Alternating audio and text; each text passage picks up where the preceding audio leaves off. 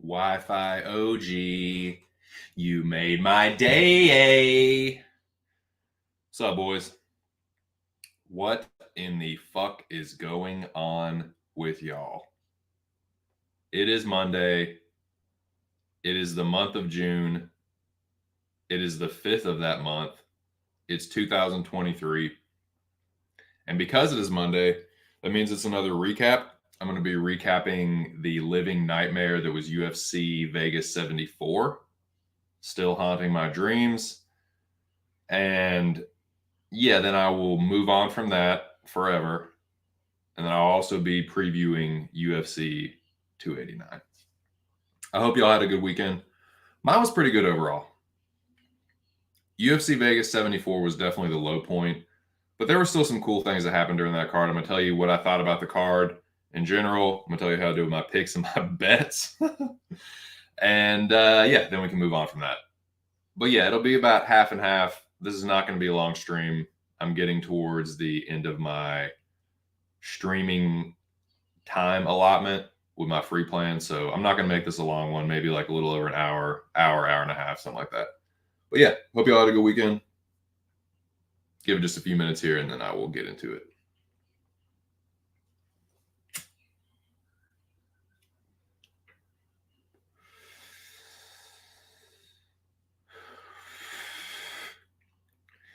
How about that UFC Vegas 74 though, boys? What a card. Incredible card on paper. Just bangers from top to bottom. It did end up being a couple bangers. One fight in particular I thought was really good. There were a couple finishes that were very entertaining. I definitely learned a lot.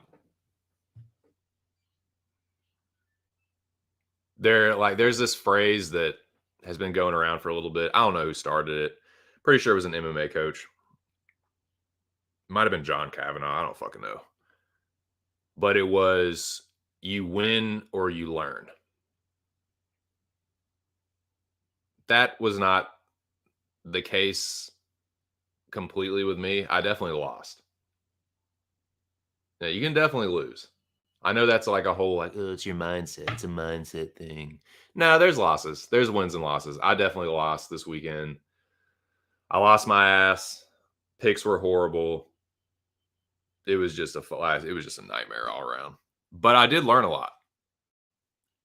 In that loss, I did learn quite a bit about several fighters. There's definitely a couple guys that fought on UFC Vegas 74 where, yeah, I pretty much know exactly where they stand now. That is a thing that has got me in trouble in the past. It got me in trouble going into these fights, just being so damn sure that I know where this guy stands and where that guy stands, like in their career, their trajectory or ceiling or whatever. So maybe that is something that I need to keep in mind and not be so like fixated and just it's weird, man. With predicting and like I'm learning with gambling, there's like a fine line. Like you always want to be confident. You never want to like let these losses like stick with you too much, but you definitely want to learn the lesson. Like if you keep making the same mistake over and over again, you definitely want to like try and correct that. Now, there's some things that I did, a couple mistakes that I made. It's like I've made that mistake before, so I really, really need to like stop doing some of these things, particularly with the gambling. But as far as my picks and just my reads and predictions, they were just shit, dude. They were really fucking bad. So I ate pretty much nothing but fucking crow. Even the few picks that I did get right, it was just like, whatever, dude. This was a loss. A big, probably the worst loss that I've taken this year. In fact, I think it is. Considering how many fights there were, my picks were really, really fucking bad. The bets, I'm trying to think if they were worse or not. They definitely weren't any better. Probably about the same, honestly. Got reverse swept, lost every fucking bet. But I just feel like my predictions, like the reads that I had, were just very, very fucking off. In a couple fights in particular. Like the fights that I felt the most confident about, I could not have been more wrong about. And the few that I did get right were kind of just like, oh, whatever. Yeah, I think this guy will win. Yeah, he should be better. But the ones that I was like really cocky about, nah, dude, I got burned on all those. Just terrible all around.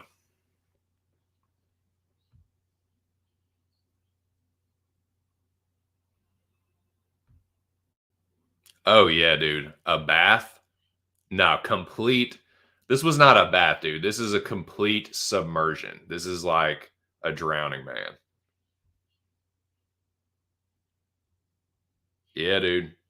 Oh fuck, dude! I forgot to put up this fucking. I was gonna have a fucking flex avatar, dude. Like a dude flexing, like Arnold fucking flexing the bicep or something. But yeah, flex that shit, dude. You called it all fucking week. Congratulations. I can only guess you had a good weekend. But what's up, Lobby? Did you? I'll get to that a little later, but I was gonna ask you about something else. I think that was my last bet on an older guy, on a guy older than me. Yeah, yeah, I'm with you on that one, dude. So let's just get to it, man. Let's just fucking get to these shits. I normally go through the fights one by one and then tell you how I did overall, but I'm just going to get to that first.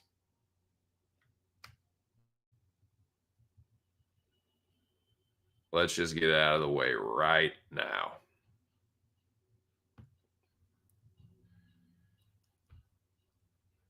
Ofer. I think I had like 7 plays. 0 for 7. Some of them were long shots, but some of them were like pretty reason on paper, like pretty like reasonable underdog bets, but goddamn, could I have not been more wrong. So yeah. Lost a unit and a half. On the year, I'm still down. I think this is tied for my lowest point.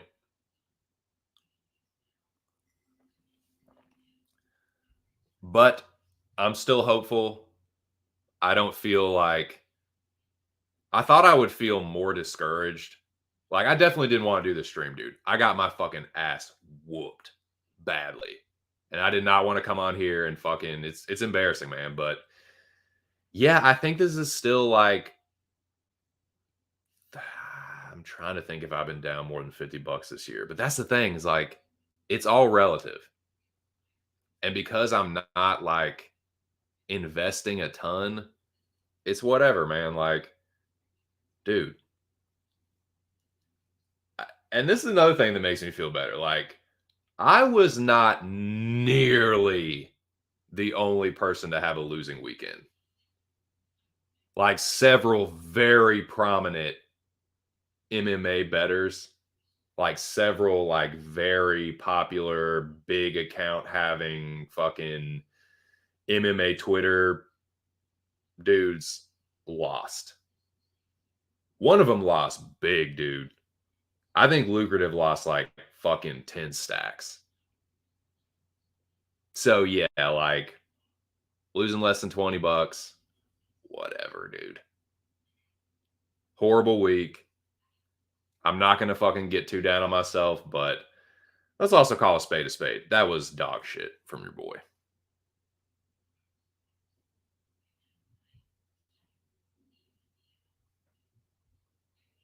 What's up, General? Shout out to the homie, the General Alex Ramirez. Shout out to the Dome, the greatest group chat in the world. What's going on, man? Shout out to the whole Texas. It's going to be a hard hole to dig out. Nah. Like I said, I think I've been down this much this year, and I've gotten close to getting out of it. So, no. No. That's the kind of negativity that I'm not going to stand for. No way, dude. No way. Dude, if I had been chasing, I would be down like 10 units. So, no, it's like I have a losing weekend. I go even lighter the next week. Like it might just be like a unit for UFC 289. I'm not going to chase. That is why I'm not down more.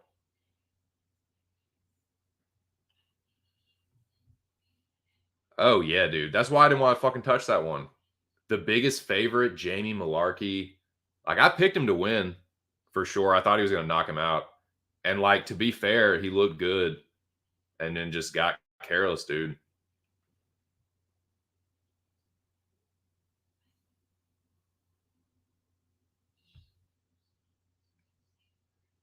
Oh yeah, man.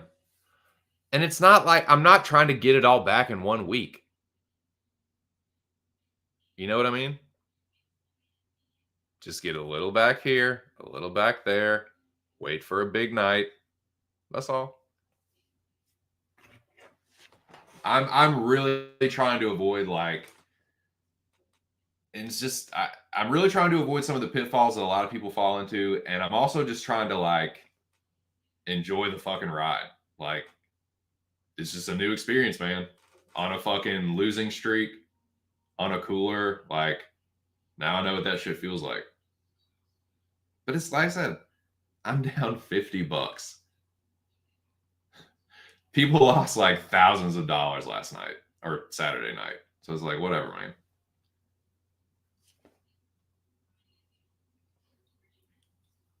And my shit free too. And I tell people not to tail me. And I warn people that if you do, you're fucking asking for it. Because I don't really know what the fuck I'm doing when it comes to the gambling. But where this really hurt my pride was my predictions. These were the worst predictions that I've had all fucking year. It dragged my fucking Tapology percentage down. So that's what stung the most, dude. It dropped me down to 61.9%. I'm really pissed about that. That's what I'm looking to get back. That is what I'm looking to sharpen up. Not chasing, but like, I really got to start getting these picks right, man. This dude, the month of May 2023 will go down, fucking hopefully, dude, will go down as my worst month of betting, predicting anything, man. It was horrible. I think I had one winning week, but God, it just is what it is. That's what happened. But yeah, let's go through these fights one by one.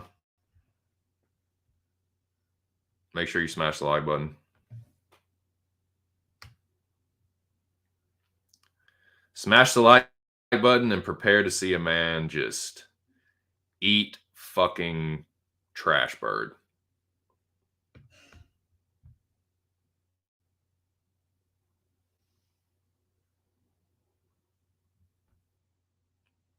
Right? It is what it is, man. That's what I have like cared about the most since I've gotten on YouTube is like, oh, I want to be right about these fucking picks that I make. Appreciate it. Shout out to you guys. So I've done this for like the past few weeks. I put out the burning questions for the chat, and I'll answer the first two, and then as we go through the fights, I'll tell you what I thought was fight of the night, what I thought was the snoozer, who I thought had the performance of the night, whatever.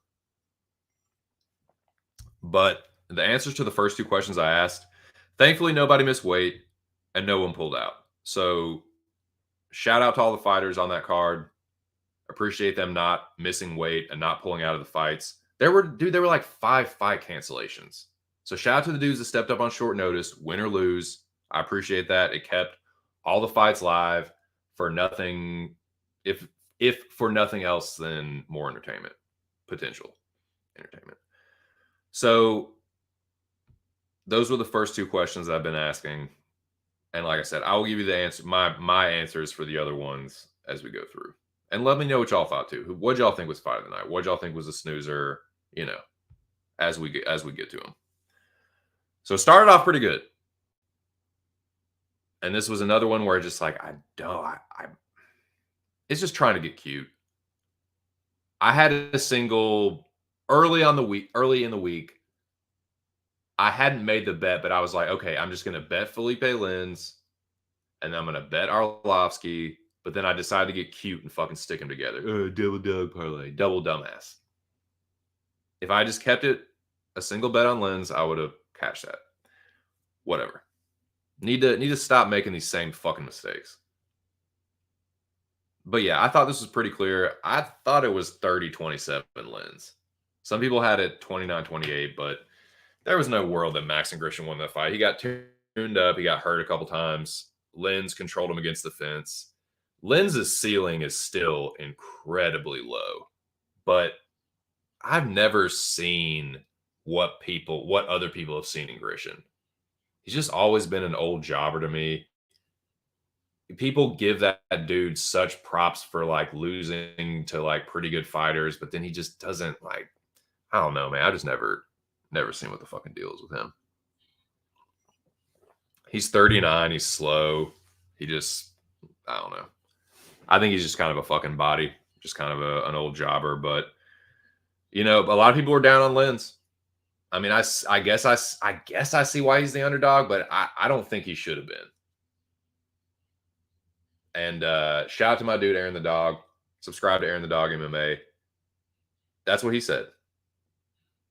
He said it all week. Like, Lins should not be an underdog. I agreed. I should have just bet that as a single play, but whatever.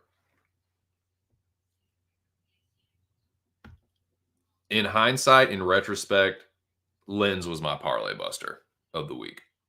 I did pick Lins, thank God. Kept me from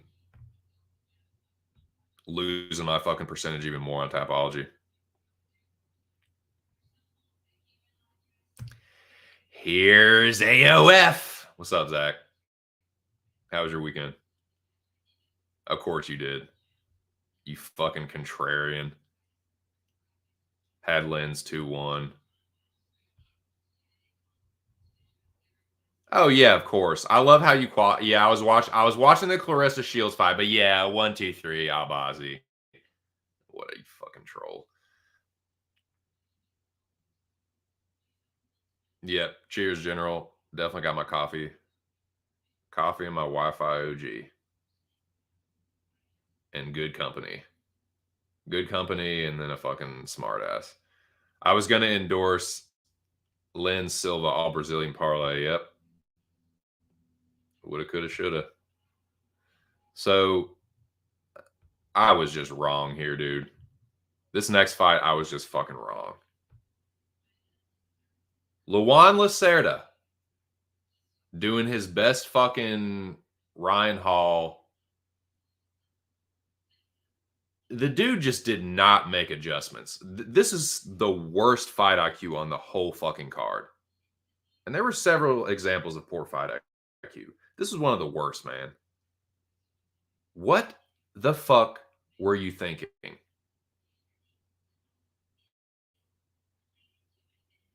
Message to all heel hookers. If you don't get it the first or second time, do something else. Make a fucking adjustment. He just would not let go of trying to knee bar / heel hook Blackshear. He just would not stop going for leg attacks. So credit to Blackshear for recognizing that and just be like, no, I'm just going to knock this dude out. I'm just going to ground and pound this fucking idiot out. Good. I'm glad. I'll never back Lacerda again. Again, it was just trying to get cute. That was horrible. Credit to Blackshear for staying the course, not falling into his bullshit, and just being smarter. I almost made the headline, or I almost made this banner. Damon Blackshear is smarter than Luan Lacerda. Just ridiculous fight IQ. Horrible game plan. It didn't work. It was clear that it wasn't going to work. I don't know what his corner was telling him. If they were telling him to keep going forward or to not do it. But if they were telling him to do something else, he definitely won't listen. So I don't know what the fuck that was. What a fucking imbecile, man.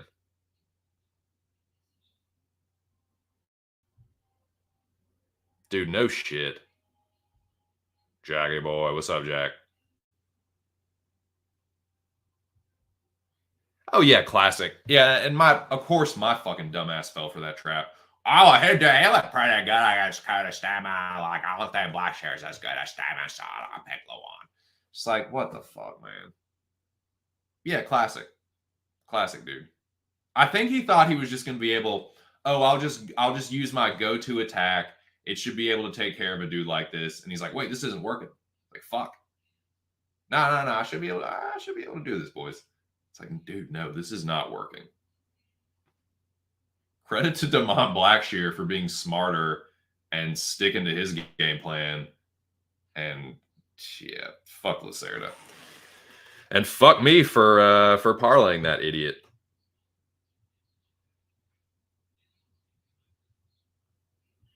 Where is... Yeah. Dang.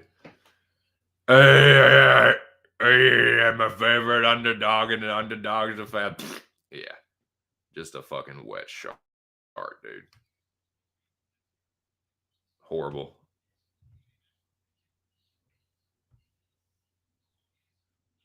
And then one of the picks that I do get right, arguably a robbery. You know? If you thought Jinyu Fry won that fight, I ain't mad at you. Honestly, I thought she was about to get the nod. I thought they were about to give it to Jinyu Fry. I was like, fuck. I was surprised when they said Elise Reed's name. So if you thought that was a robbery, cool with me. That is cool with me, Barrage. I think you can make a case for Reed winning 2 and 3. But you can definitely make a case for Fry winning 1 and 2. That was a pretty close fight. Reed definitely out-volumed her, but Fry was hitting her. It was close because Fry would stun her with Reed could not adjust to the left hook.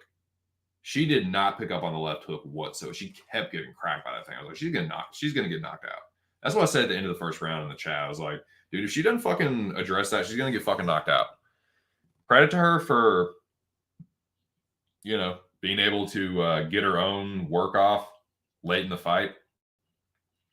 There were a couple times where she backed Fry up. I think that's what the judges saw.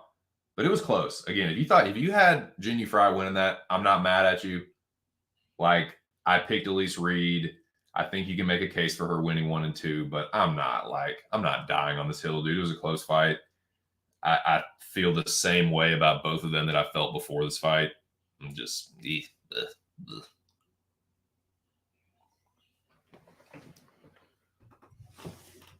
Elise Reed doesn't move up in my mind whatsoever. Neither does Jinyu Fry. They're just, I feel the same way about both of them.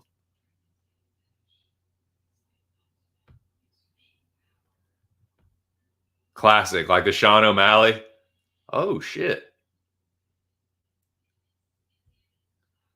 I've only seen round 2 of Maze Arlovsky in the main event and no rush. Dude, you ain't missing nothing. You ain't missing a goddamn thing, Jackie boy. Yeah, I don't. If you think Fry won, if you think she won the first 2 rounds, that's cool with me. I'm not arguing about that fight for a fucking second.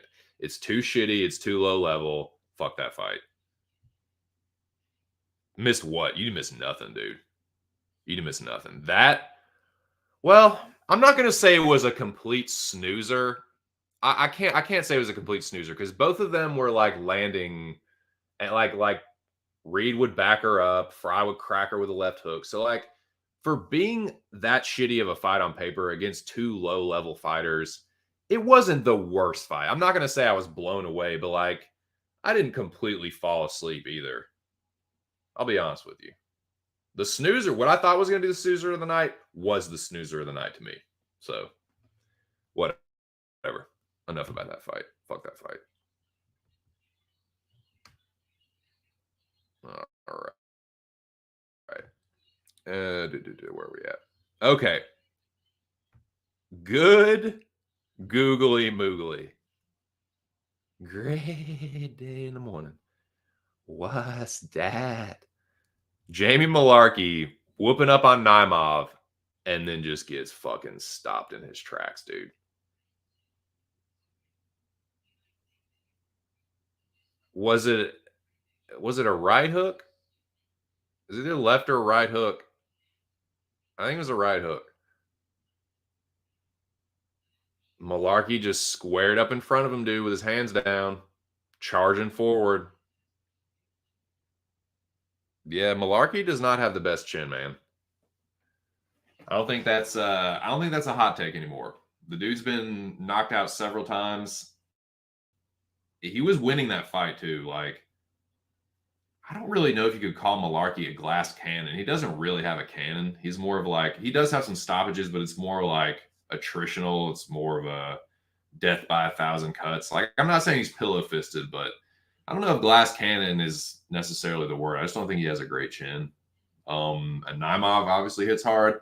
I was kind of overlooking the dude. I look at some of his losses. I was like, I just didn't.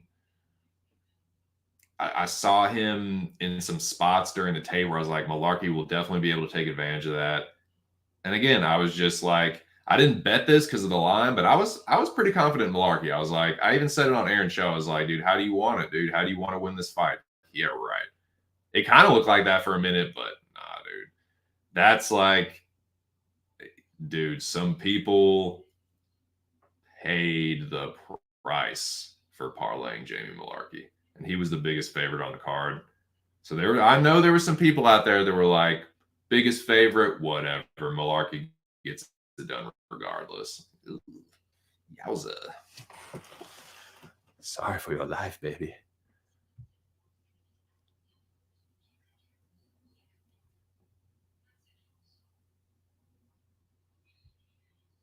Dang. That close, huh? Hi-oh. Rostered him at 6,900. I don't know much about DK, but that looks pretty inexpensive. Is it though? I don't know, man.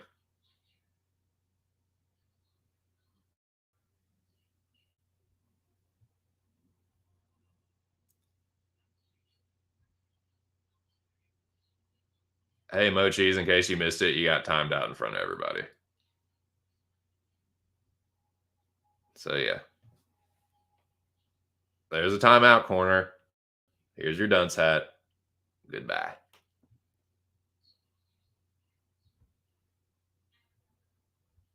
I don't fucking, man, I don't know about no fucking DK. Golly.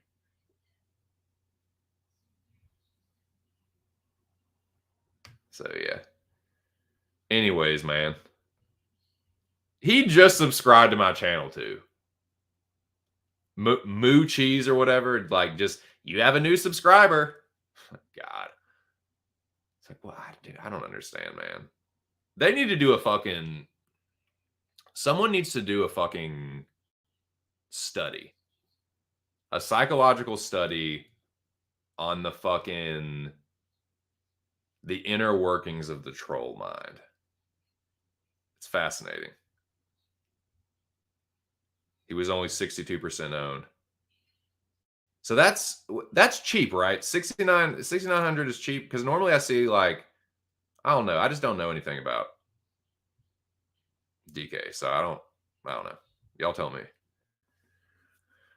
But anyways,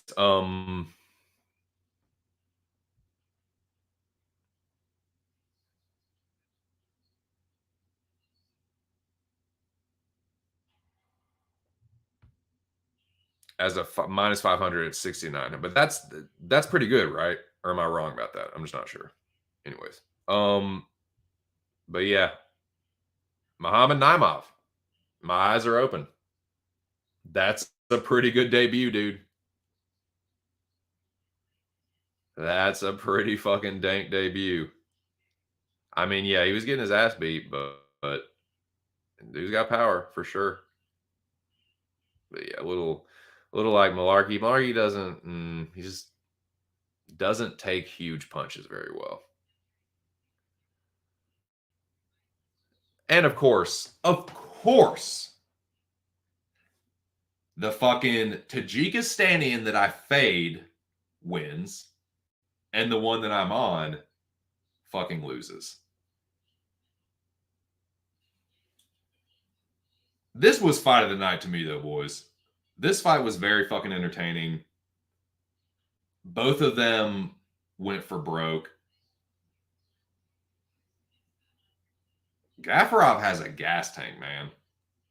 He just did not stop, but like Castaneda didn't stop either, and he was just, his cardio was a little bit, like, they both have good cardio, but Castaneda was like, while Gafarov was still there, Castaneda was like able to still work at a similar pace and like hit Gafarov with like a little bit more. Like, he still had a little more pop in his punches. And when they both got tired, like Castaneda still had a little bit. So he was just like, Gafarov's cardio was good. Castaneda's was better. They both swung for the fences. Both of them are tough. Both of them, like, they hit each other a lot, man. This was fight of the night. I thought it was very entertaining. I enjoy watching this fight.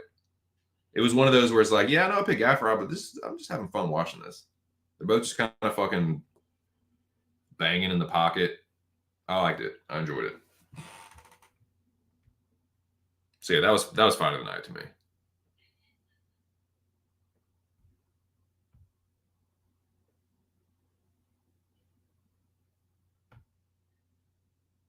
I haven't seen it in full yet. Just the finishing sequence, pretty hilarious. Malarkey reaching for the hips, and they just aren't there, and then getting smoked. Yeah, like, what kind of, he didn't even like change levels. He just like put his hands down. He's just like, fake, bam. Fuck.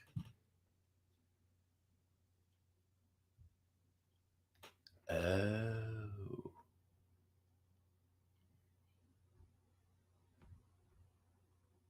Nice. I expected Malarkey to be north of 80% owned.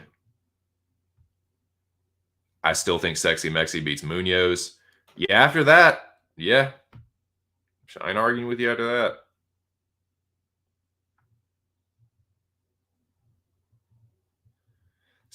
So yeah, this was already busted, but even if Lacerda had won. Again, just trying to be cute and getting punished for it. I think Andrei Arlovsky needs to hang him up. I am not going to make the mistake. Again, this is like, this is not me being like, oh, dude, I'm so blown away by Don'Tale Mays now. It's like, nah, this is more just like Mays is, I still am standing on this square. Mays is the same level as Collier and Sherman and fucking all those guys. Like, I don't think he's that much better than those guys. I still put him on that tier. But I will say he's a little bit bigger. He's got the reach. A little bit more dangerous on the feet than I gave him credit for. But I'm not going to overcorrect on this one. Like, I do not think very highly of Don'Tale Mays. He's and until he landed that punch, he wasn't looking that good, man. Like, Arlovsky was winning that fight, I think. I don't think that's crazy to say. Like, I think Arlovsky was winning. It's just like, that's just not a good sign, man. Like, Mays is not a knockout artist. He's just not. Who's he fucking flatlining in the UFC? It's just like, Arlovsky's chin is still that dodgy. He had been avoiding the serious punishment, but yeah, it's time, man. Dude's almost 45. You getting fucking slumped by Don'Tale Mays. Like, it's time, man. It's one thing getting put down by Rosenstrike and dudes like that. It's like Mays is putting you down. Like, it's probably time, dude. It's not shameful. Dude's been fighting since the 1990s. It's wild. But yeah, it's not a good look. It's not shameful to hang him up at 44, and it's just not a good look to be getting put down like that by Mays. But that's just my 2 cents. That's my 2 pieces of crow on that.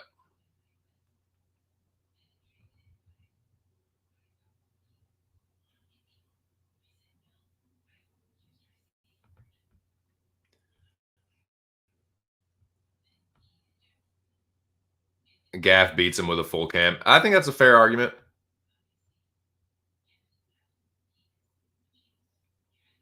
Yeah. That's not a bad one, dude. I would not be upset with that.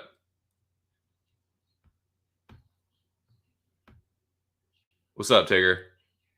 God damn, 6 on the Tapology leaderboard and didn't watch a single fight on the God. Well, dude, you dodged a bullet and fucking killed it. Nice, dude. Shout out to Tigger. Shout out to the fucking the hometown, man. The home state. Let's see. I only seen round 2, but Mays looked like pure. He did, man. He looked like shit. Like, if Arlovsky had fought him like when he was fighting Sherman like a few years ago, he probably wins. It's probably like just a little, like he's just ever so slightly slower. Yeah, I'm not going to overcorrect on that one. It's just, I like it.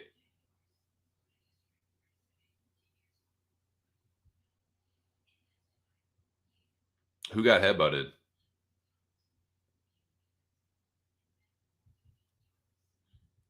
Mo Cheese trying to start shit.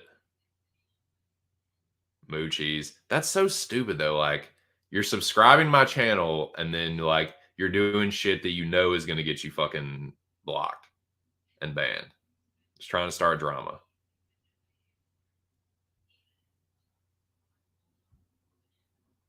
Nice, dude. I know that dude. Nice. What was your score, Zach? You can flex it. I thought my score would be a lot worse. Honestly, like my score wasn't that bad. Like I still was like out of like 4,000 something votes, I was like 2,500 something. So like I was on the back end, but like it wasn't like still almost in the middle. Like I'm telling you, people did really shitty on this card. A lot of people, and some people lost their fucking ass. People lost thousands of dollars on Saturday night. I lost less than $20, so whatever, dude. But man, yeah, Mays, I don't know, man. He just didn't look that good. Just Arlovsky's Pretty much 45. All right, Zach. Here you fucking go. Take your fucking victory lap. Here's your flowers. You called it. Willie Catch Santos. Again, man, this is kind of like the Blackshear fight. Shout out to Daniel Santos for being smarter than Johnny Munoz. I thought Munoz was the better fighter. No. Santos is the better fighter. Santos is way more of a fighter. Munoz is more of a fucking grappling nerd. He's good at it. Like, he's a good Brazilian Jiu-Jitsu player, but it's like, that's all he does. The takedown defense was horrid. Santos was just way stronger. Like, Munoz would try to initiate takedowns, and then he would end up just getting like pushed to the ground. He was just so willing to, like, if there was any resistance to his takedowns, he's like, well, why don't I just go down? It's like, what the fuck, man? What is going on here, dude? So whatever. Yeah. Fuck. Well, fuck! I can't get nothing right. It's crow after crow after crow. Lord have mercy. But yeah, what the fuck, man? It was, dude, it was just like the Blackshear fight where I was just like, you know what? Just knock this fucking nerd out. I was rooting for Santos by the end of the fight. I was like, just fucking smoke this dude. It was pissing me off so bad, man. I was like, dude, I even said it. You can ask my wife. I was like, Blackshear, just knock this motherfucker out. And I was thinking the same thing with Santos. Just end this fucking dude.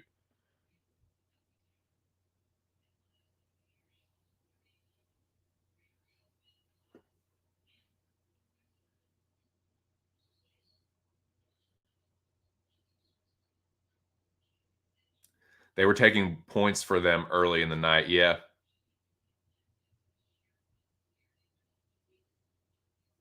Oh yeah, dude. The Gaffarov. I forgot about that. Thank y'all for bringing that up, dude. I forgot about that shit.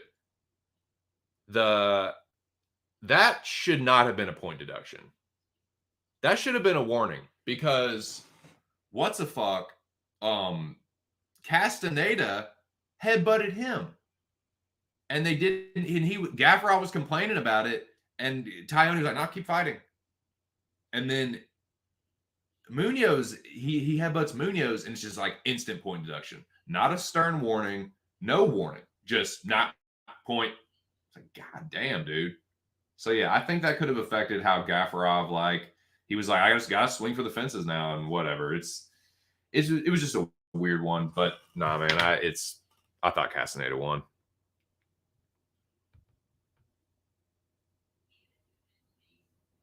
Yeah, and it's kind of like Mays is kind of down there. It's like, who are you gonna get worse than Mays? I don't know. Like, you're scraping the bottom of that barrel, dude. Believe it or not, I value Jack and Aaron's opinions enough not to bet my grand on Santos. Oh, you don't value my opinion enough? You don't. So it's Jack and Aaron, huh? The great Jack and Aaron. No, they are. They are both good predictors. Yeah.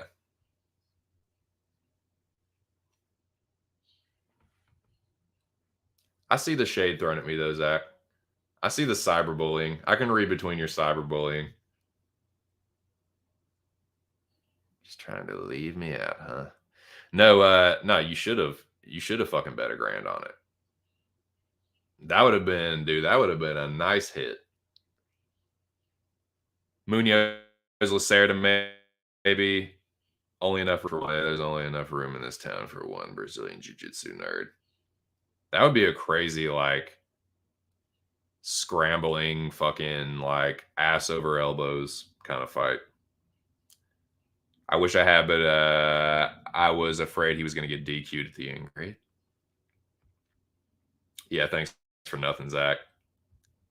I'm just playing. Yeah, dude, he was fouling Munoz a lot, man. He was fucking kicking him in the nuts quite a bit. And I don't care what anybody says, like that, the second one hit Munoz in the fucking pills. It hit both. He kicked him in the upper part of his fucking thigh, and it fucking hit his nuts. Hit his fucking cup. So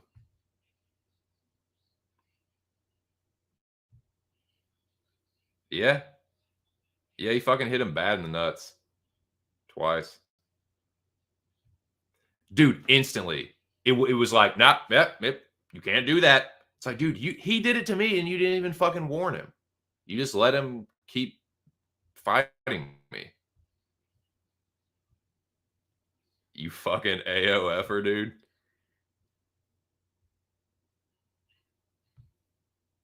I value you too, bud. I know. Hey, man, what it wouldn't be any fun, dude, if you were just cyberbullying me. There has to be mutual cyberbullying, dude. Dude, what kind of frenemies would we be if I didn't fucking get petty like that every now and then? But I'm just playing. Man, that would have been, dude. That would have been a nice one. That would. That's risky, dude. That's very fucking risky.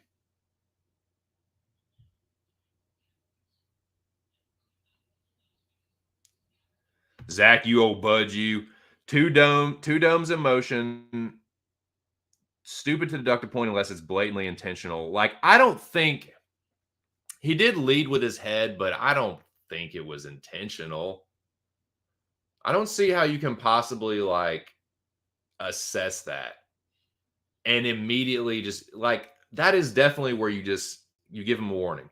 Don't fucking do that again. You give him a Herb Dean, like, if you do that again, I'm taking a fucking point. You give him a stern warning, like, don't do that again. I saw what you did. Don't do that again. You don't like just take a point, man. I think that's a little crazy, but whatever.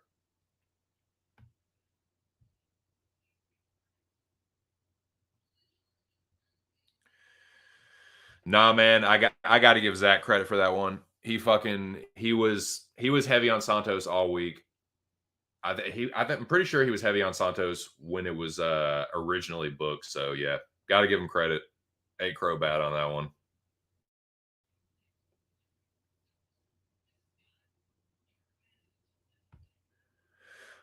With Bobby, yeah, I would say it's more his fault for sure.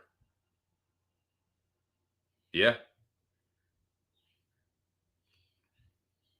yeah. ZJ with the fucking with the snipe, fucking sniped it.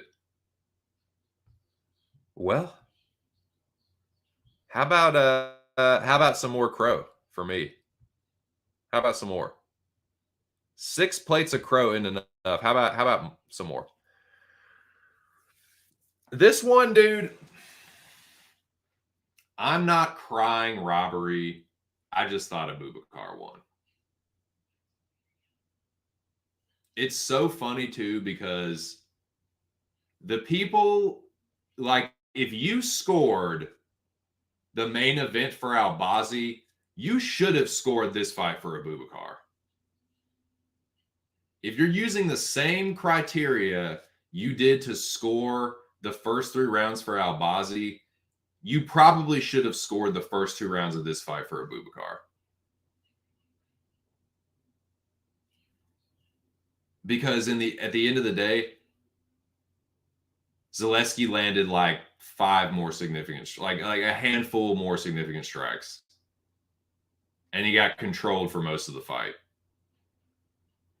So I was a little surprised. I wasn't surprised, but I was like, man, I don't think Zaleski won that. Like it. Neither like he hurt Zaleski too at the beginning of that fight. Like Abubakar clearly won the first round, and I think he won the second round too. But like second round was a little closer. It just I don't that's just weird to me. Like you again, if you thought Albazi won the first few rounds, which I don't think he did, like 1, 2, and 3, you should have scored this fight for Abubakar.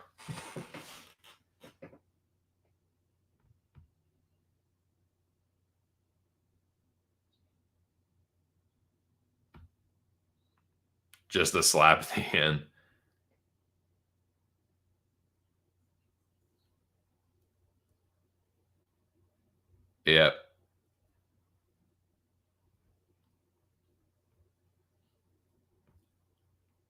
Flex it, Bo. You called it. Hit that flex of the week. So, yeah, whatever. It's like I'm not. Yeah, based off the numbers, yeah, striking numbers like Zaleski had a few more significant strikes. The total strikes were pretty close. I don't know, man. Again, this isn't one like where I'm like totally like what the fuck. I wasn't stunned that I knew it was going to split, but whatever. I'm not too upset about that.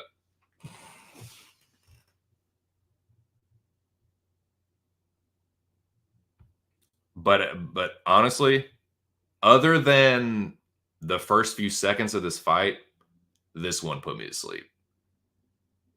So shout out to Patrick from Addicted to Combat. He predicted this would be the snoozer of the night. I agreed. This was not a very exciting fight.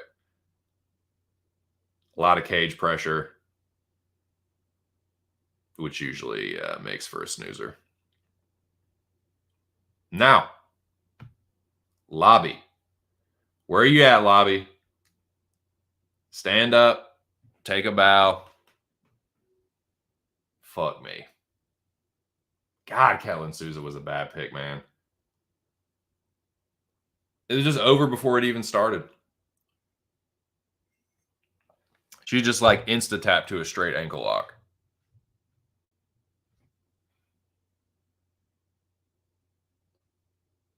Like zero resistance on the ground.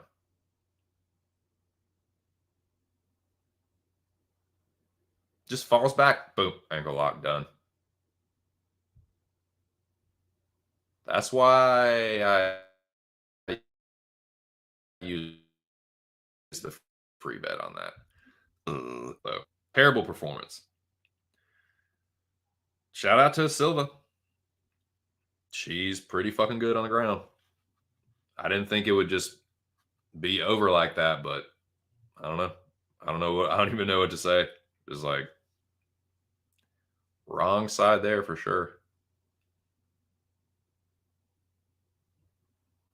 I mean, even if you thought Silva was going to win, did you really think it was going to be like that? Like, even if you thought she was going to sub her, did you think it was going to be a fucking ankle lock 2 minutes into the fight? Like, she literally just takes her down, sits back, boom, over. Fuck me. Crazy, man. Thank God I hedged on this one. Hedged in the sense of like, I picked Elliott, bet Altamirano, but yeah, this was that was pretty much how I thought Elliott was going to win. If he did, he just put a grappling pace on him. Altamirano has who has worse takedown defense? Let's play a game. Who has worse takedown defense? Johnny Munoz or Victor Altamirano?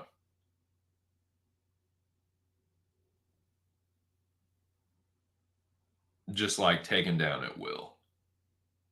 And this was like one of the I was giving Blackshear a lot of shit for getting taken down like this by Basharat, but and just Basharat being that good, being that much like being that well rounded, where like he just I don't know if he didn't see the grappling threat coming, but he was just getting taken down so quickly. And I thought like Lacerda, because I've seen Lacerda hit pretty damn good takedowns easily. I know it's not against great competition, but I was like, that's what I expected to see in that one. But this is like pretty much what Elliott did to Altamirano. Took him down just like a classic grinding kind of fight. Like, if you wanted to call this snoozer of the night, I wouldn't be mad at you. Like, other than Altamirano's head kick, there wasn't a ton of action. It was just like Elliott taking him down, beating him up with ground and pound, and just like, sawing his elbow into fucking Morano's face and grinding his fucking forehead into his chin, and just like little grindy wrestling rat performance. He wrestling ratted the fuck out of him, dude. So yeah, did not work out there, but at least I got the fucking pick right. And it's weird too, because like people are gonna fucking be all over Tim Elliott's nuts again. after this, and it's just like, I don't know, man. I think he's matchup dependent. Like, I think you give him a fighter that's too much better than Altamirano. Like, I don't know, man. Like Elliott, it's just gonna depend. If the guy he's fighting has bad takedown defense, he's gonna win. If the guy he's fighting does have good takedown defense and is dangerous on the feet, probably gonna tune Tim Elliott up. Like Tim Elliott's like, he's good for hitting a wild overhand, but other than that, he's just not very good on the feet. He's just really wonky. He just strikes to set up his takedowns. He's a really good wrestling rat.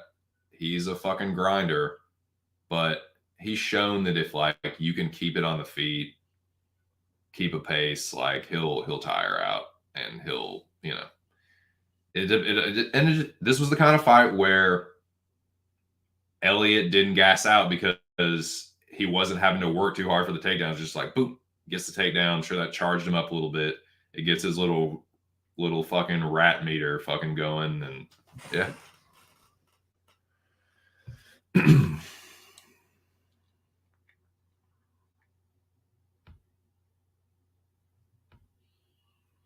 Yeah, it's unfortunate. Yeah, for the cucks everywhere, dude. That still just doesn't make sense to me. It just doesn't. Like, how you end up separated from your wife on your wedding night is like the most cucked out shit. The fact is like that her not wanting to be with you on your wedding night, like that's a huge red flag. Like even if you do end up going out, you go out together. And it's usually a lot of people to go from the fucking, if you don't go out, it's going from the reception to the fucking hotel room to fucking make a kid, dude. I don't know, man. That whole thing was just fucking weird to me. The dude's definitely like got some issues going on in his personal life. It's not that I don't feel any kind of sympathy for him. It's just like that shit is just like, dude, you got some problems. If you didn't see that she was a fucking whore and you didn't see that being a problem, like just what? She wants to go out on your wedding night without you. It's like, that's acceptable? I don't know, man. That's kind of like, I don't know, man. Anyways, Elliott got it done. I picked him. Word.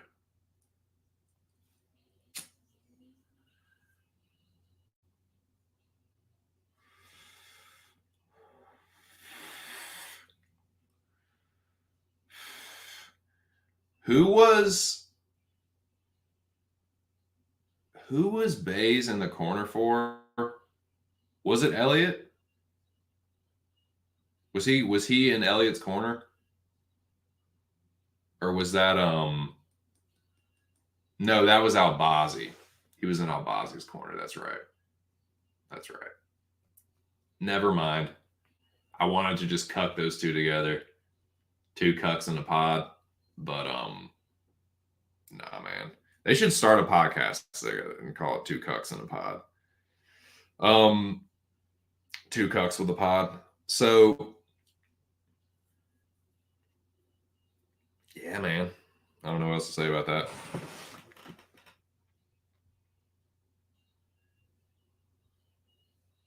No shit. I get married, go out with my girlfriends, and get dick down. While my husband, I'm sorry, man. It just seems like they just fucked in front of him, dude. I don't know, man. Nice. Two cucks in a pot. Dude, if they actually leaned in, I would have to give them credit for leaning into that, though. The fucking self-realization, like, yeah, we both got cucked. Let's fucking do a pod together. Like, I think, I don't know, man. There's something about that I would have to respect a little bit, but that would never fucking happen, dude. Yeah, that'd be funny. God, because they both did get cut. Like literally, like it's not one of those like where because some some people like cuck is like an overall term for like a bitch or like a weak man. But like those two guys fit the literal definition where it's like you both got cuckolded, like you both got cheated on by someone you were supposed to be in a fucking pretty much a marriage with. So yeah.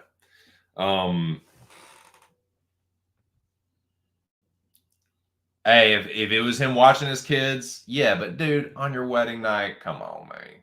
You know somebody else watching them kids. You know somebody else watching them damn kids. If he's a good dad, though, hey, that's what's most important in life. I will concede that. So yeah. Yeah, he's probably just not in a good way. He's probably just like, I don't know, man. The guy just seems like he's fucking reeling. Understandable, but it's like, I don't know.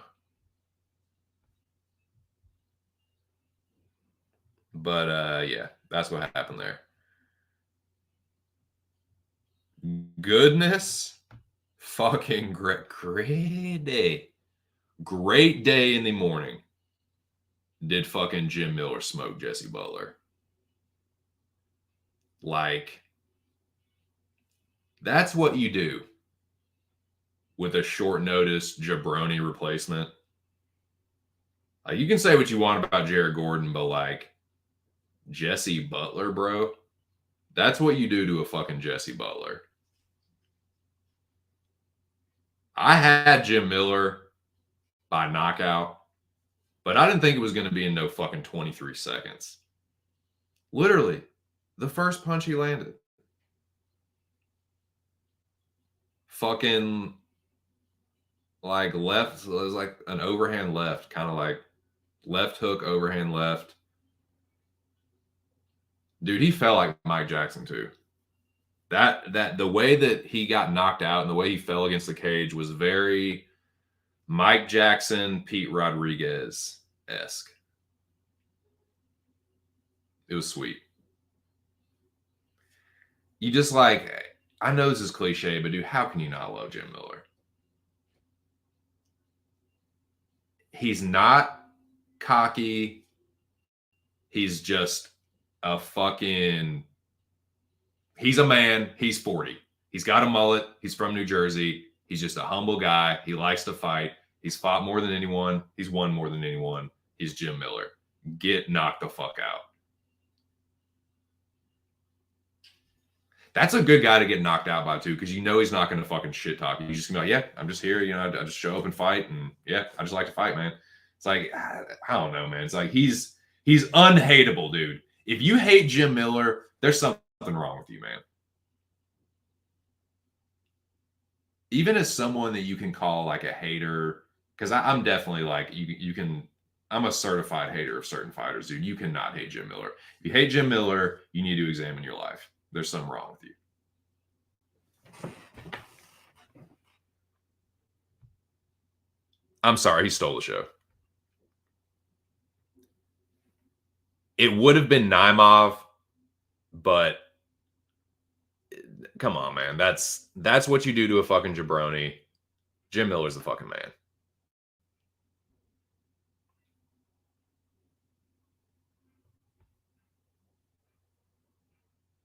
For him, dude. Called the ambulance for Jesse.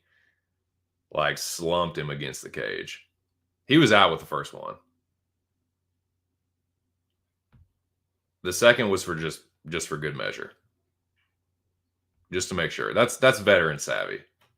You know, you don't want to give the guy a chance to come back and, hey man, that's Herb Dean fault. You know, that's all I gotta say.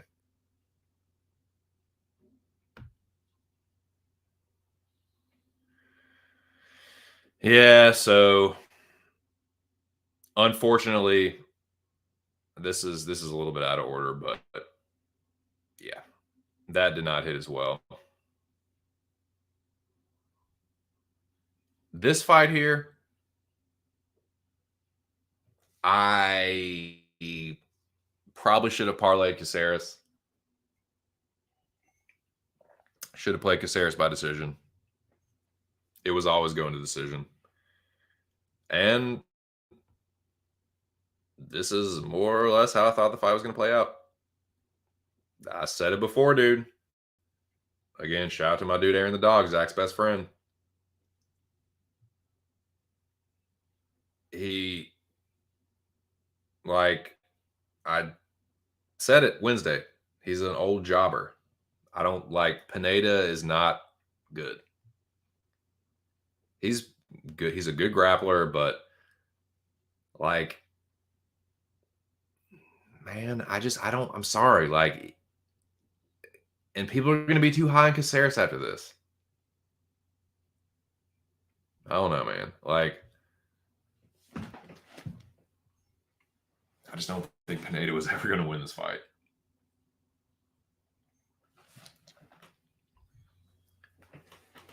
He's just like, he pressures a lot, but like he gets hit a lot. He's a little chinny. He's slow. Like, I don't know, man. Leroy was just always the side. He doesn't even know what his fucking name is. Yep. Two undeniable facts.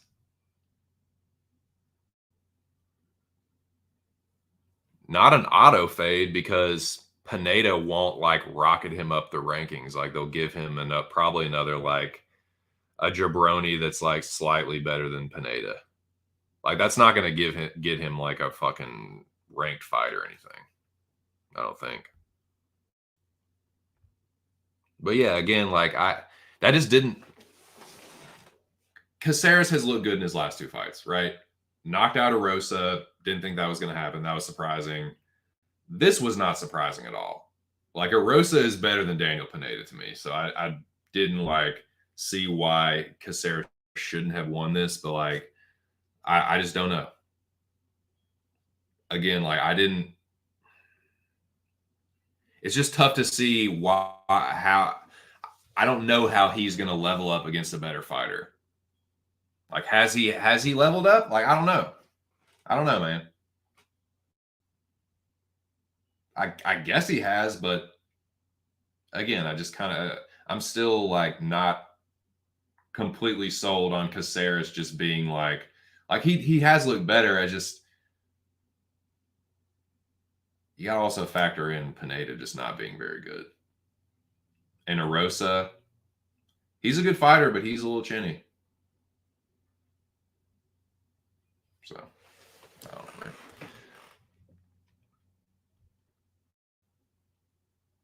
Yeah. Congrats, man. If you dude, he looked like the lock. And well, I mean Miller did, but like, come on, it's fucking Jesse Butler. Miller, it was either Miller or Leroy. Just a fucking lock. All right, let's talk about the fucking main event.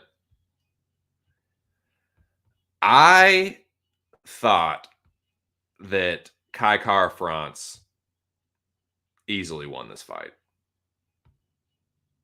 I have not gone back and watched it. I'm not going to. I really don't see how Albazi won the first round. The second round was close, but I still thought Kai won it. I scored a 49-46 for Kai Kara France. If you had a 48-47 Kai Kara France, that's fine. I really don't see how Albazi won the first three rounds. I just don't like and like I said, this is where it's like if you scored this for Albazi, you better have scored the fucking Zaleski fight for Abubakar. Because Albazi never hurt him. It's not, I mean, like, it's not like Kai Kara France like dropped him or anything, but he definitely backed him up a couple times and cracked him pretty hard. Like, I thought Kai Kara France easily got the better of the striking. Not saying Albazi didn't land anything, but he got outstruck really badly. And other than the third round, he didn't threaten with the grappling. It was just a lot of fucking control with not much damage. So, like, I didn't think this was like a razor thin fight, which is why I think it's a fucking robbery. Like, I'm not saying it wasn't competitive, but other than the third round, it really wasn't, man. I don't see the first two rounds being like razor thin. I thought it was pretty like the second round was closer, but I still thought Kai France won that. Thought he got the better of the striking. I don't know, man. This one was very like narrative heavy, like Albazi, the first. I don't know if he's the first, but he's like one of the only Iraqi fighters. They always trying to push a new nationality, a new fucking like potential market. They're heavy in the Middle East. They're going to Abu Dhabi coming up in the summer. This one had narrative written all over it. They want to push Albazi as the new contender. I've been talking about how fucking flyweight is thin as fuck and it's stale and it's the same dudes over and over and over again. So this decision had narrative written all the fuck over it. Seen a lot of people talking about what can we do about the judges? What can we do to fix this? Honestly, if you want my 2 cents on what to do to fix the fucking judges, petition the governor or the president, because that's what it's going to take. I don't know about every state, but in Nevada, and this is very easy information to find. You can literally just look this shit up in a matter of seconds, which is what I did. In Nevada, the judges are selected by the athletic commission.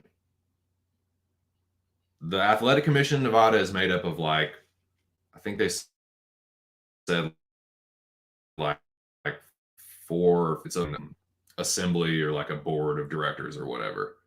Not a board of directors, but there's like 4 or 5 of them. They're appointed by the governor.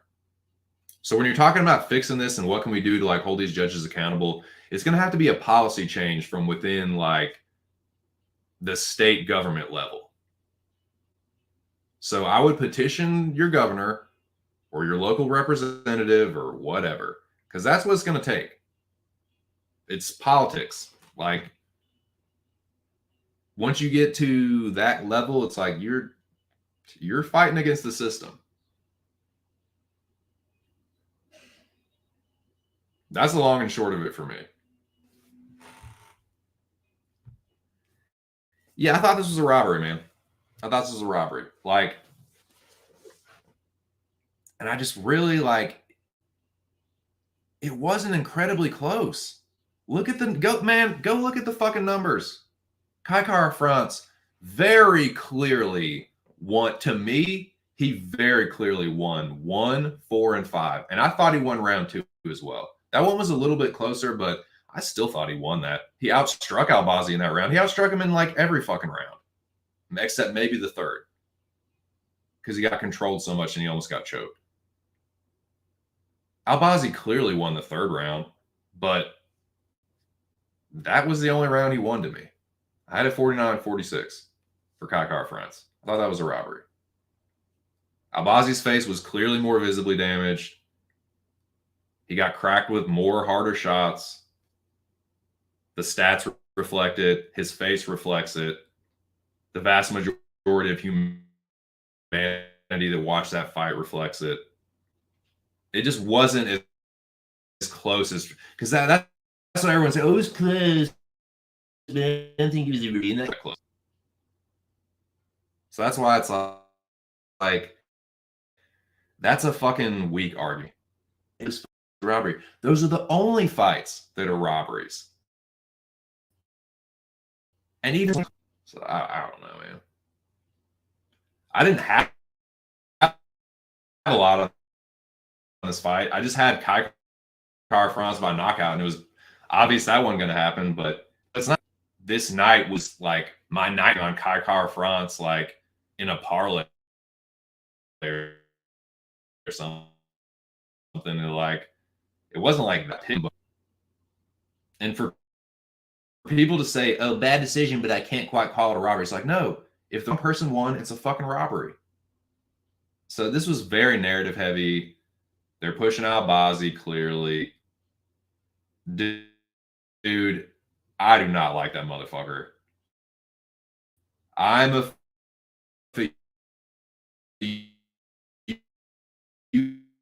You can call officially I'm a dictator For someone like to be called for the title shot, it's just like, dude, shut the fuck up.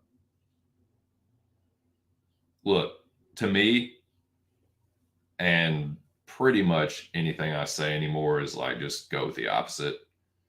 I think Pantoja's getting that fucking title. Even if he doesn't, Moreno, Pantoja, they will fuck Amir Albazi up, dude. Thinking about what they would do to that dude on the feet, man, dude, I don't know, man. I don't see Amir Albazi being that dude. But yeah, that was UFC Vegas 74. It was an atrocious night for me. I got reverse swept, but I'm not like hurting too bad. Lost less than $20. I'm down $50 on the year. Considering how many losing events I've had, to be only down $50, I think that's pretty good unit management. Thank you, Jackie boy. I'm more embarrassed about my picks. That's what I definitely take more pride in. I fully acknowledge that I'm like not even an amateur gambler, and I do this shit for fun. So it's that's like embarrassed about. I'm embarrassed about these picks, man. These are embarrassing picks.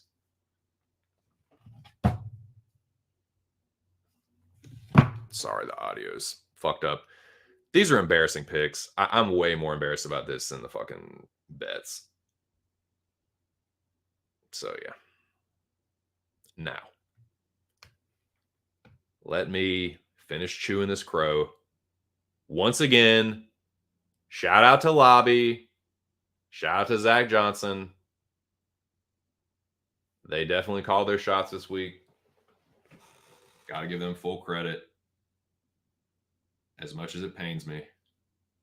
There you go. Good job, boys.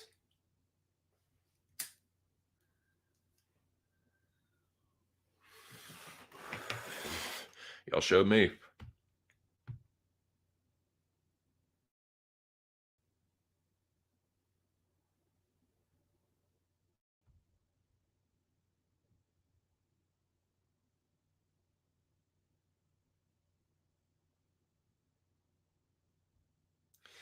Yeah. Silva, yeah, for sure, man. Yeah. That was a lot for sure.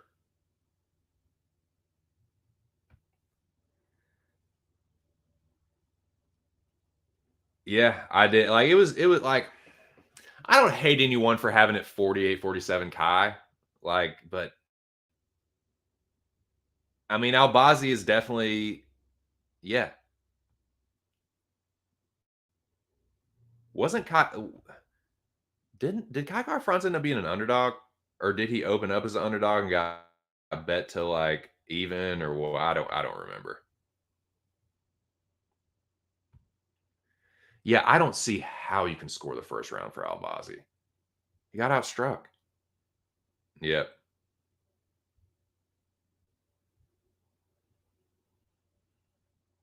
Yeah, you killed it, dude. You did the damn thing.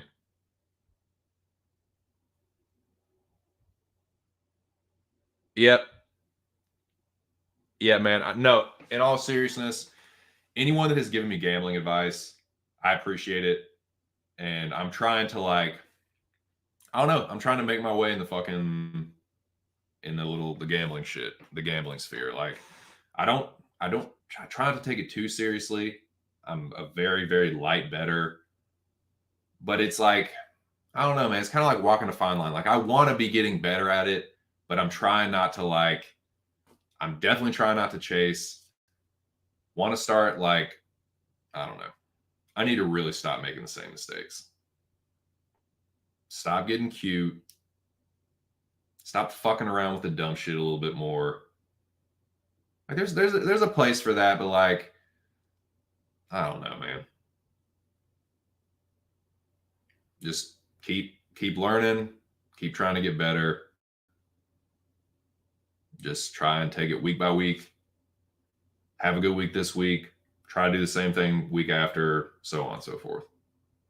But yeah, I'm not incredibly discouraged. Just been a rough year, but I've definitely learned a lot. I learned a lot this weekend about a lot of these fighters. And that's what I'm trying to take forward. It's like, okay, I didn't get this right. What do I know about these fighters now? Or what can I take from this situation moving forward so that I don't, the next time this fighter is on a card, I can make a better read. So that's what I'm going to take for moving forward. But yeah.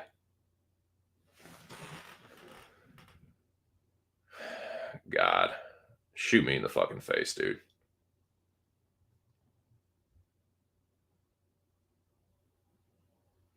All right, boys. Well, I am going to do a little bit of a 289 preview, but I'm going to hit the head real quick and I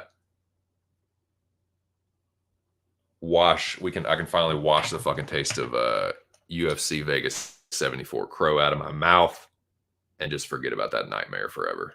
But I will be back very shortly. Fucking switch gears here.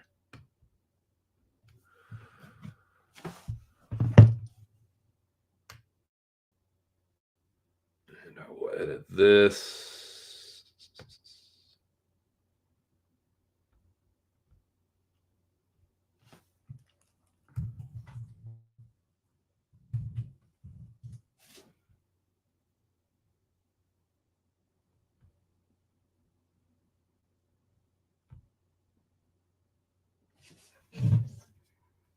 Get the jams pumping up.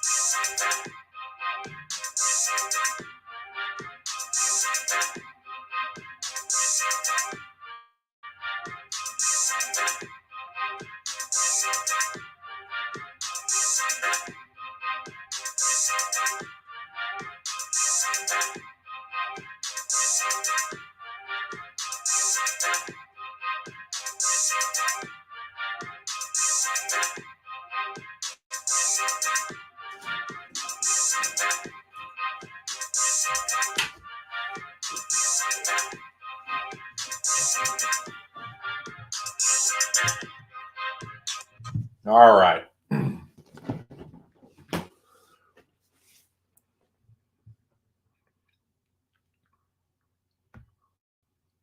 Edit this real quick.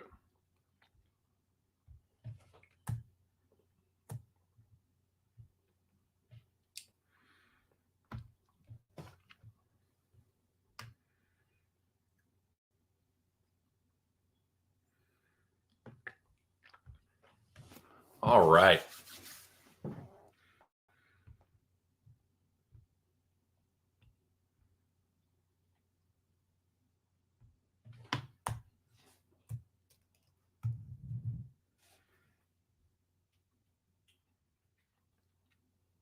All righty.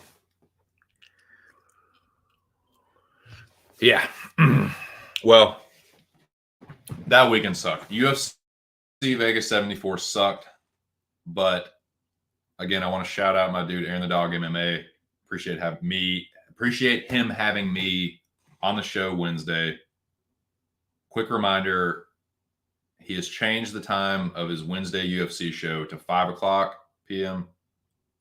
So this Wednesday will be at 5. Shout out to Fight Night Picks. I was able to make question mark kicks and make sure that the riffraff was kept at bay. Shout out to them. Shout out to the boys at Pub Sports Radio. I was in the pub stream for a little bit. It was a good time. I wish I had cashed more bets, but alas. Shout out to them. We have coming up this week a pay-per-view. I would like to say it's a good one, but it's fucking not. This is a terrible pay-per-view. If it was a fight night card, it would be whatever. It'd be fine. Fine for a kind of a mid fight night card. For a pay-per-view, wow, dude.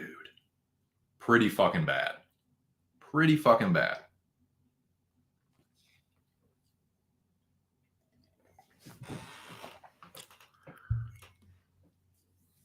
We're going to take a look at it. I know some of y'all have already jumped on some of these lines. I'm going to take a look at these lines for the first time. Tell you what I think. If you want to know what my picks are going to be, you have to tune in Wednesday at 5, Aaron's show. I already have some leans,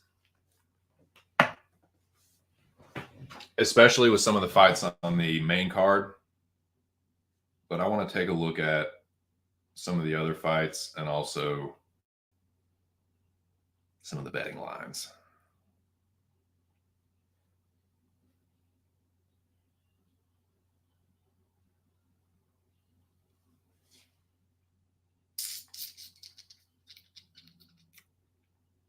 UFC schedule.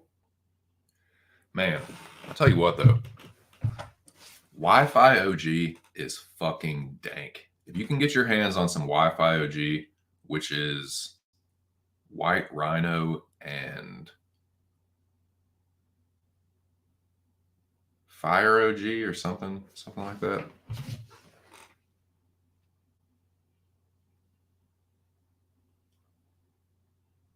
I know it's White Rhino is one of them. Wi-Fi OG.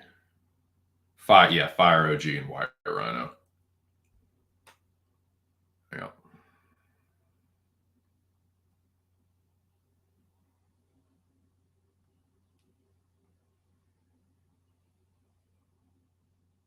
White Fire and White Rhino.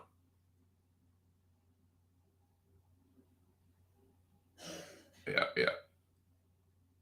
So it's slightly sativa dominant, but it's definitely got some indica properties. So yeah, if you can get your hands on it, man, it's good.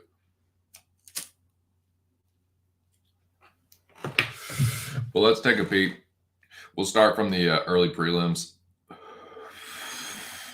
I'll just give you my general thoughts on these cards. On these fights. Early prelims. There's 2 fights on the early prelims. Why do that? There's only 4 fights on the regular prelims. Why don't you just combine them together and make it the prelims? The card ain't that fucking good to begin with. Why are you trying to stretch it out to make it seem like, ooh, the prelims are more specialer? I mean, they're better fights, but like, why can't you just fucking consolidate them?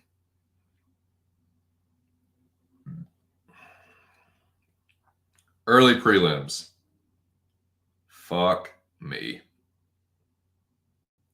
This is actually pretty good matchmaking, though. I'm not going to lie. Diana Belbita and Maria Oliveira. Same age, same height, pretty much same reach.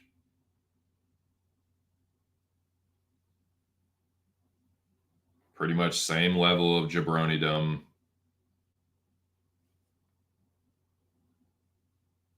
Both of these women definitely need a win. They both have losing UFC records. I hate these kind of fights because it's like, this is not one where you pick the better fighter. This is the one where you fade the worser fighter. God, I would not fucking touch this fight as far as gambling. This is a straight up fucking MMA gambler fight. I mean, 1-800-GAMBLER, MMA gambler. This is a 1-800-GAMBLER fight.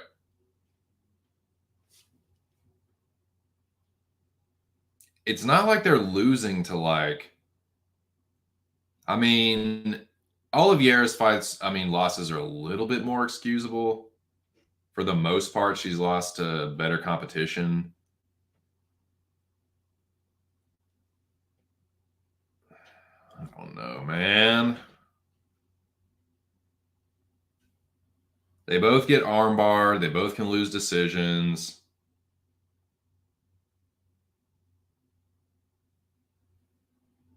Ugh, gross fight. Like, well matched as far as like, I don't really fucking have a strong lean either way. God damn. It's such bottom feeding, man. These cards are. Ugh.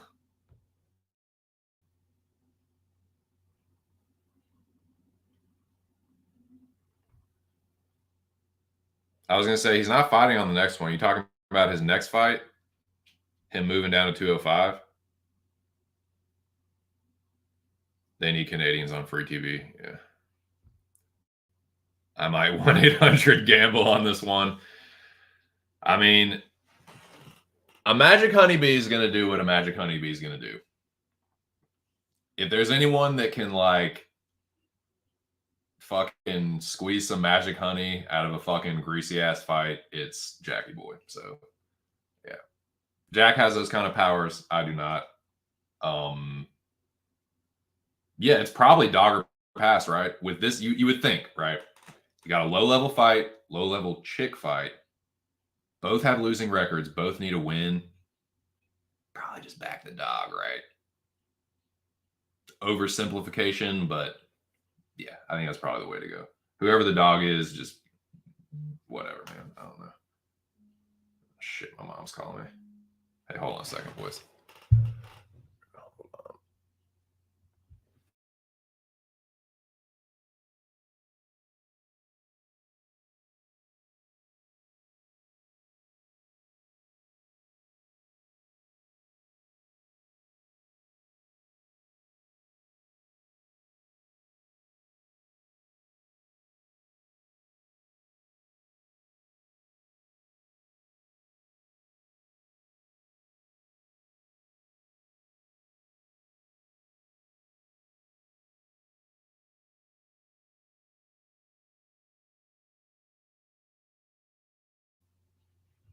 Sorry, boys. That was Mama Dukes. Had to answer the call.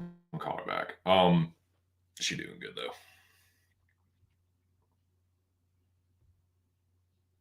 Does she? Interesting. Is she what? Was she Moldovan or something? Moldovan Canadian, dude. Canadian, Canada has some interesting immigrant populations.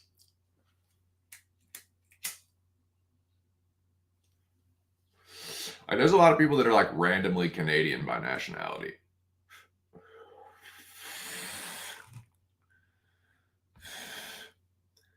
But didn't he just get booked to fight somebody though? Like, isn't he? Didn't they just make an announcement about him dropping down to 205 to fight somebody?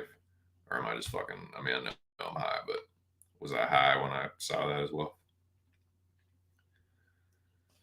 Um, but yeah, that's greasy, dude. Let me look. Who's the fucking underdog? Let's look at this. Shout out to the two people in the building. Lobby, Zach. Let's see. Best fight odds.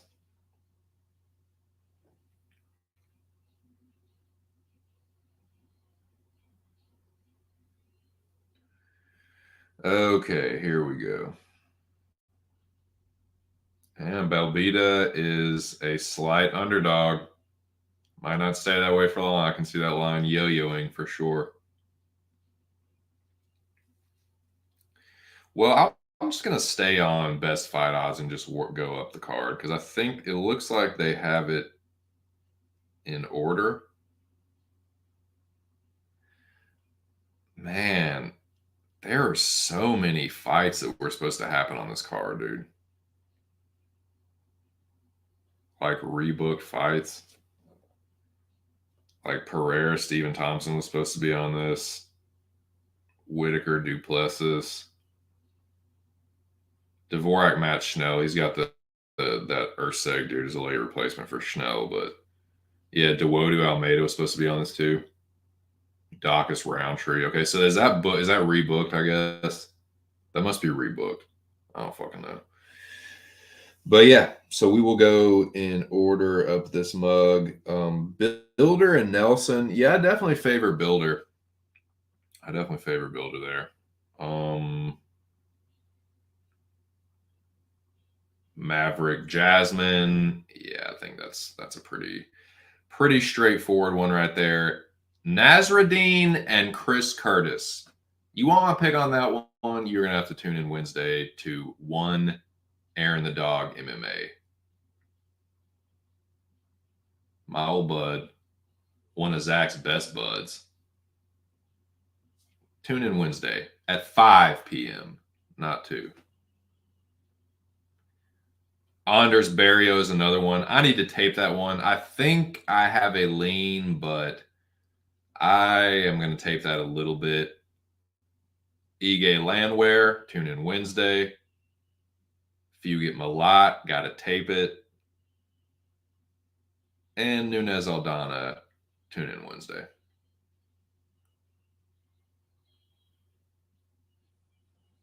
Yeah. This one seems more straightforward for the most part. I really don't have a strong read on Malat and Fugit. So I got that. That's one I'm definitely going to tape today and tomorrow. I'll also be taping Zahabi and Arichi Lang. I know who I'm picking in Ige Landwehr. I've got to tape Anders and Barrio. I know who I'm picking in Imavov Curtis. And I definitely know who I'm picking in the main event. But yeah, I'm definitely going to have to do some tape study, man. Tape Belbita. I'm going to tape the first fight, Belbita Oliveira. I'm going to tape Zahabi Arichi Lang. I'm going to tape Anders Barrio and Fugit Malat. The rest of them, I've made up my mind.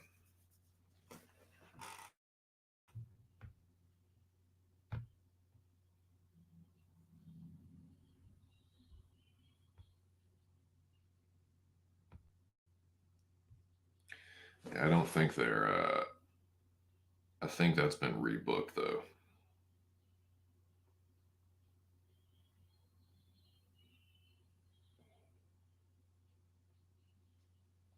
They don't have line. Why don't they have lines up for Olives and Benny? That's another one I'm gonna wait till Wednesday to drop. But I didn't see a lineup for Benny and Olives.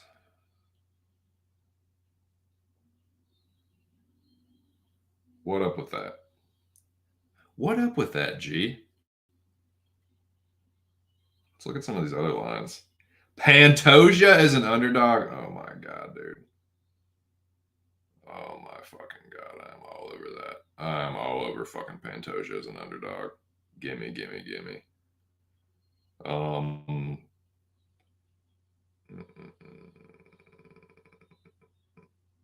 what are some other underdog lines that are sticking out?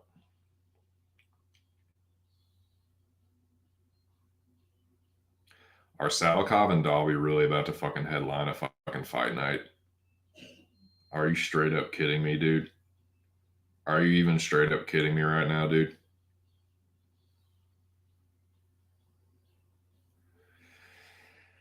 I think Petrosian versus Chris Leroy Duncan. I think that might be a greasy fucking underdog. I kind of favor Petrosian versus Chris Leroy Duncan. I'm just gonna keep it $1.50. Miles Johns versus Hanny Barcelos. That's an interesting dog. That's fucking interesting, man. That's about all. That's what's sticking out to me. That's what's sticking out like a sore thumb. Petrosian is an underdog. Um, Johns is an underdog. Pantoja is an underdog. Are you fucking kidding me, dude? Yeah. Yeah, I'm going to be backing Alessandre. Like, whoa. What do you think about that, Lobby? You got any fucking early shots you want to call, Lobby? You got any fucking George Herman Ruth fucking prognostications for me? You smart mouth, you.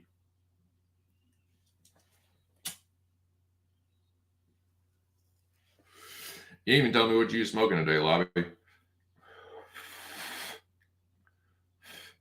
You know, I share with you what I'm smoking. I give you a fucking description of it from Leafly. You can't even tell me what you're smoking on. What up with that, player? What up with that, Midwest player?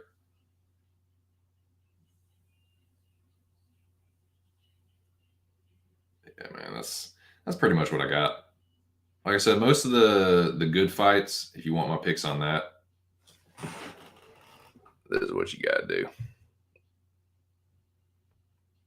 1, subscribe to Aaron the Dog MMA. 2, tune in Wednesday. And just tune in other days too. He does a lot of content, LFA, PFL, Bellator. Check him out.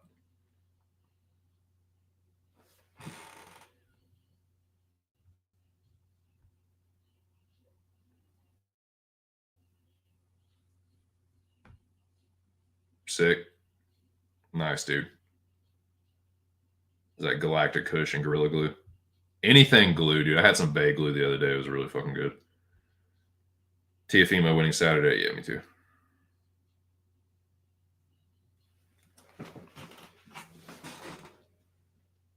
Tiafimo Taylor.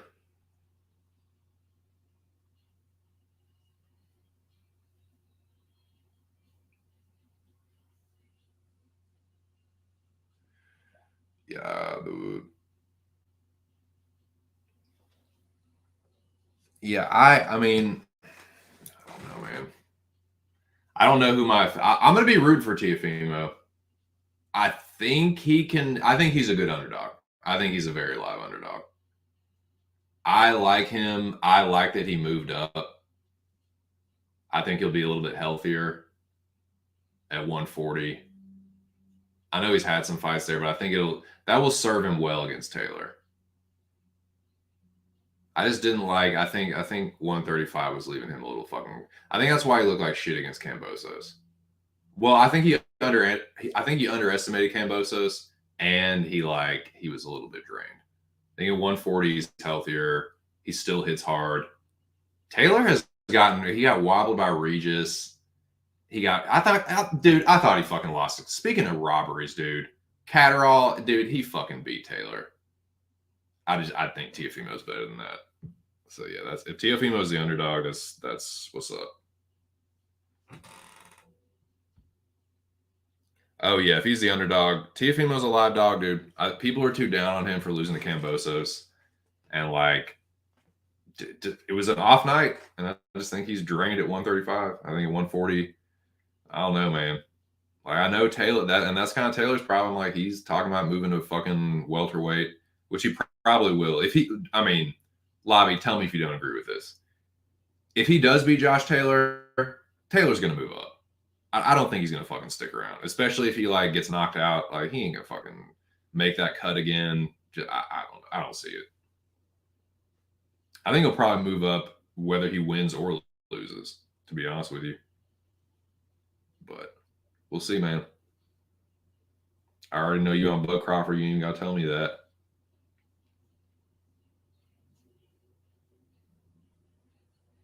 Yeah, we can talk if you want to, man. We got 15 minutes left. We can talk a little boxing.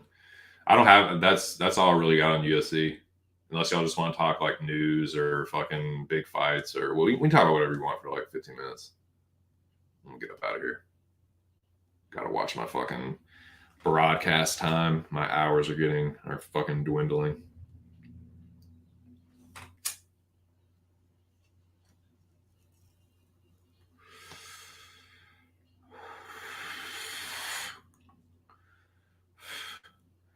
I think a new way knocks Stephen Fulton block off. I got monster like that. Monster in that. I mean,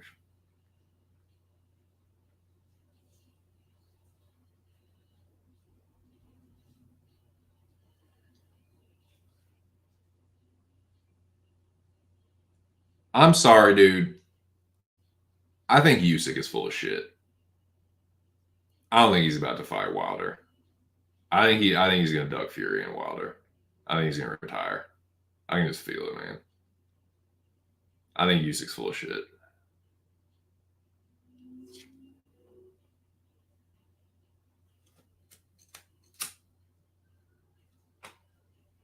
The way he was getting fucking hit by Joshua, and the way he was getting hit by Chisora and Tony Bellew, I don't really think he wants. I think he loses to Tyson Fury and Wilder. People really don't like Tyson Fury, man, and I think that like people love to use Wilder to shit on Fury and vice versa. And it's really just fucking Anthony Joshua fans and UK like boxing haters. They look down on Fury. He's seen as a second class citizen because he's a fucking gypsy or a traveler or whatever. They don't like Wilder because of all the excuses he made for the Fury losses. And he don't have any boxing skills. So they use both of them to shit on the other one. But both of them are better than Anthony Joshua. And I think both of them would be Usyk. So people can say whatever they want about Fury dug Usyk. Like Usyk is the one that walked away. He's the one that ended up not taking the contract and it was all over. It was all over a rematch clause. What do you even like Usyk? If you know that you're going to beat Fury and beat him, like what the fuck do you care how much you're making in the rematch? The only way you would care about that is if you know you're going to fucking lose. You're like, well, if I lose, I want to make sure that if I'm in the rematch, I get enough money. To me, that's like, I don't know, man. People love hating on Tyson Fury and Deontay Wilder. Those are the two best heavyweights to me.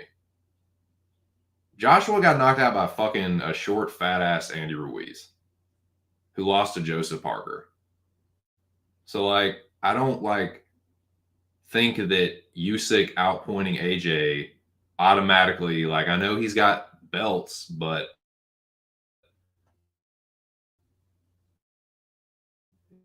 Tyson Fury and Wilder, and I don't think Usyk beats either of them.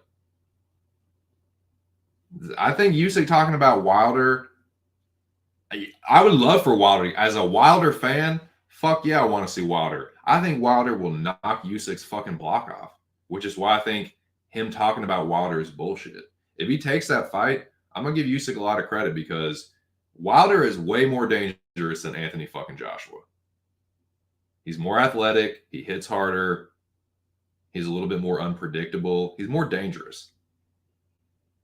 Anthony Joshua is way more meat and potatoes. Conventional boxing combinations, pretty conventional footwork. He's got good fundamentals. He's a good boxer, but he ain't dangerous like Wilder is. And he ain't no fucking talent like Fury is. And Fury has physical advantages over Usyk. He's way too big, too clean. I think Fury would knock out Usyk too. People act like Usyk is some fucking like white shadow that can't be touched. Like people trying to act like he's fucking Sweet Pea and Floyd. Like, did you see his face after the Joshua fights? Did you see him versus Derek Chisora? Like he was getting touched up by old man fucking Del Boy. I think Wilder fucking spark him. I think Fury ended up knocking him out. I don't fucking.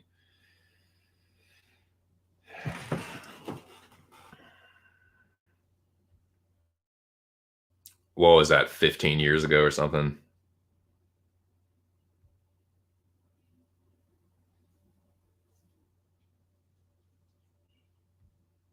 He don't want that fucking Fury smoke, or he would have taken the fight.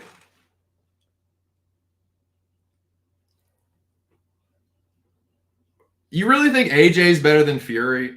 Come on, man. You don't really think that. Lobby, you don't believe that.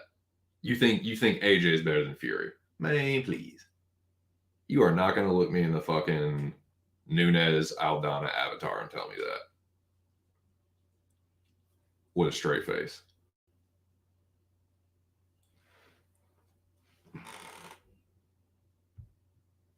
I bet on it, you smart ass. Didn't you? Oh, wait. Oh, hold on. Hold up, man.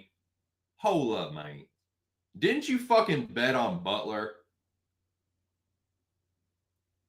Didn't you fucking bet on Jesse Butler?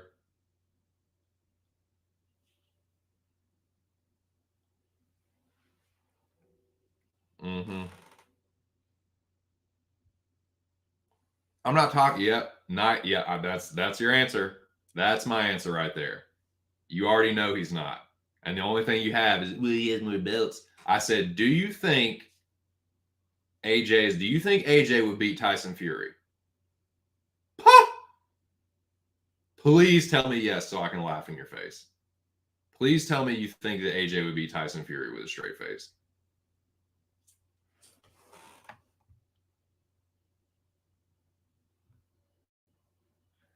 Yeah, that's thank you for admitting that. Yeah, you're like, you can make fun of me for some bad, but like, let's not act like, yeah, that's what I thought. But yeah, no, I always appreciate the lobby banter. I like Wilder and Fury over Usyk. But some people, some people love some Alexander Usyk. The small, puffed up cruiserweight that was getting roughed up by Derek Chisora and Anthony Joshua, but he's the best. Okay. We'll see if he ever fucking sacks up and fights, someone besides AJ.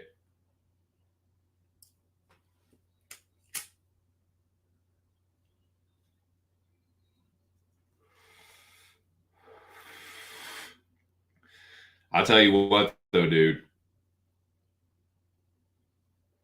Dillian White was calling out AJ.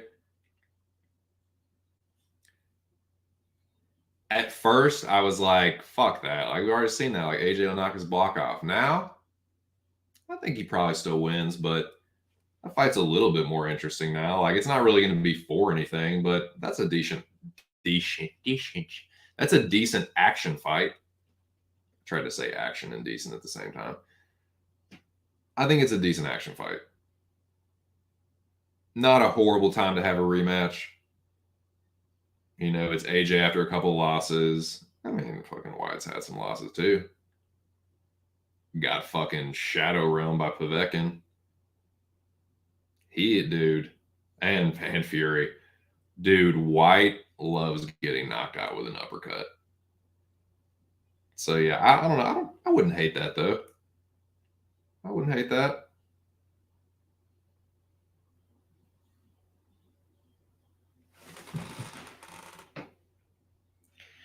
Who are you picking that? Who would you pick in that fight? Not who would you bet on, not who you think could do what to who. Is because you can say that about anybody, dude. It's heavyweight. It's heavyweight. Yeah. I mean, Fury made quicker work of White than AJ did. And he didn't fucking Dillian White hurt AJ in the second round of their fight. Pretty bad. Like, he had him on skates. AJ does not have I don't know if you know this or not, but AJ's been knocked out before. And he has been hurt before. So he got hurt by old man Klitschko. He got hurt by Dillian White.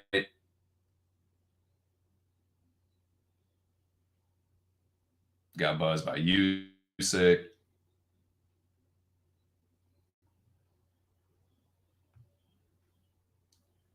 I'm not. See, these are the classic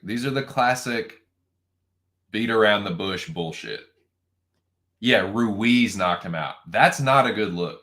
You know that before Andy Ruiz, the only person he had even fought at that point before that AJ upset was Joseph Parker, and he fucking lost. And he had fought nobody else besides that. So Andy Ruiz was a relative, only boxing heads knew about Andy Ruiz. He was a nobody before he upset AJ. So that's not a good look for AJ to get, man, you know Fury would put hands on AJ. You already know that. You just love fucking arguing with me. That's all right, though. It's all good. I think I'm going to get up out of here, though, man. I said what I needed to say. I ate my fucking crow. I gave my props where they needed to be given. And that's as good as y'all going to get. I ate shit. UFC Vegas 74 sucked ass for me. I didn't lose as much as some people did, but I lost everything that I put up. So there you have it. That was my 289 preview. If you want my picks, some of my bets, you have to tune into Aaron the Dog MMA Wednesday at 5 p.m. Eastern Standard Time. And yeah, hope you all have a good week, man.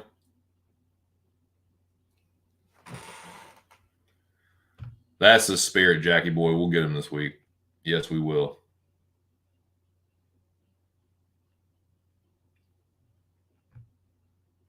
Yeah, Big Baby Miller. That's a nice joke to end the fucking. Yeah, that's actually a good one. That's a nice little note to end the fucking stream on. That's the punchline. Big Baby Miller, and then you just laugh. Yes, indeed. Shout out to the motherfucking general. Shout out to the Dome. Shout out to everyone from the Dome that came through.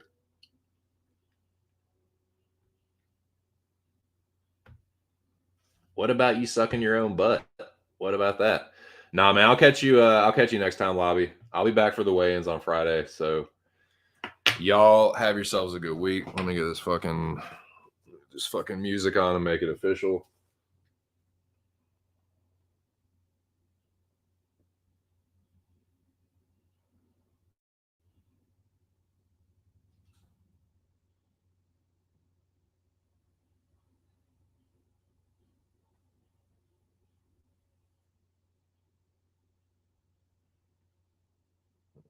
There it is. There we go.